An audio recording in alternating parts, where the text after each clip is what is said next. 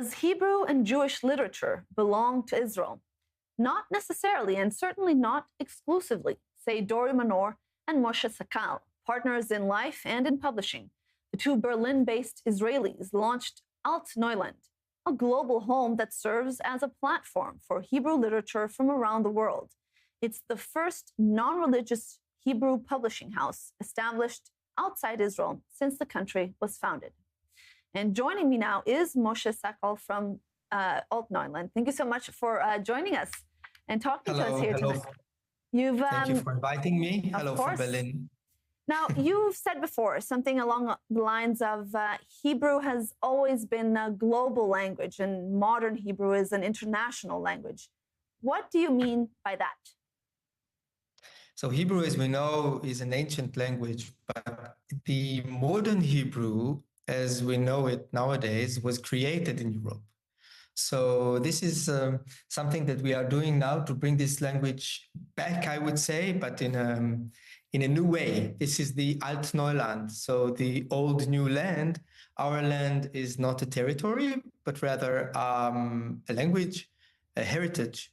And this is what we do. We bring this literature to the world in Hebrew, German, and English, and maybe in other languages soon. All right. And you, the company Altneuland, doesn't receive public funding from Israel since you're established in Berlin, correct? But it's also an active choice to remain separate from the Israeli government. How so? First of all, so technically we cannot. We are a European company. You know, I'll tell you a story. When we did the ISBN, you know, the code to put on the books, I naturally called my peers in Tel Aviv to order the ISBN, and they wanted me to put the address in Israel. And I said to them, we don't have an address in Israel. So they say, so in which language is published? And I said, in Hebrew. So they said, so put your Israeli address. And then I said, but we have no Israeli address. And that was like a vicious circle until I just called my new peers in Berlin, the ISBN, and I ordered an ISBN to be printed in Israel in Hebrew, but in Berlin. So I think that in a nutshell tells our story and what we are doing. We are building an infrastructure. You know, there are many, many Israelis who leave Israel or who have left. And there are many Israelis writing in Hebrew as well in Israel. So this is the biggest community. We do not deny it.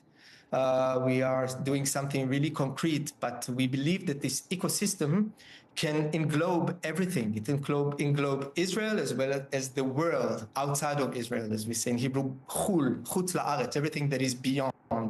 So we don't see it that way. Not necessarily. Israel is the biggest center of Hebrew nowadays, but it's not the only one. And I would say that it is one of the centers. This is how I would look at it. So it may be subversive, but also simple, if you look at it that way. And why do you find that it's important to have a non-Israel-based, non-religious Hebrew publishing house, especially at a time like this, especially after what's been happening for the last 2.5, almost 3 years? Yes, because we see that, like in many places in the world, but talking about our heritage, our language, we see that there's this sort of disconnecting from the world, I would say, from the world discussion. And I can understand that. I have all my family in Israel, and I have many friends, and I've been, I've been struggling with this sense these past years of trying to figure out where we stand, what we believe in, what we support and what we don't. At the same time, I live in the world and in Europe. I get the feeling sometimes that my colleagues in Israel, they say, even, you know, from the liberals and my milieu of writers who are so-called, you know, open to the world and, you know, they want peace and they do not agree with what's happening now in Israel, Palestine, and with the current government. But even they say, okay, you leave Israel, that's fine. You can go. We don't call you, you know, what Rabin said, like you are cowards back then. It's fine, but leave your language behind, leave your heritage behind. You don't take it. You cannot take it. So you have no prizes. You know, the Sapir Prize is only for Hebrew writers living and paying taxes in Israel. So this is not the best Hebrew book of the year. It's the best Israeli Hebrew written book of the year, etc. But we don't like to grunt. Both Dori and myself and our team, we've been doing, we've been in the publishing business for many years, and we want to enjoy, I would say, all worlds. So we would like to live where we want to live, let that be anywhere in the world, write in whatever language we want to, and cling to our heritage, not let it go. And we also do it for the younger generations who don't have the opportunities that we had, and also for the children.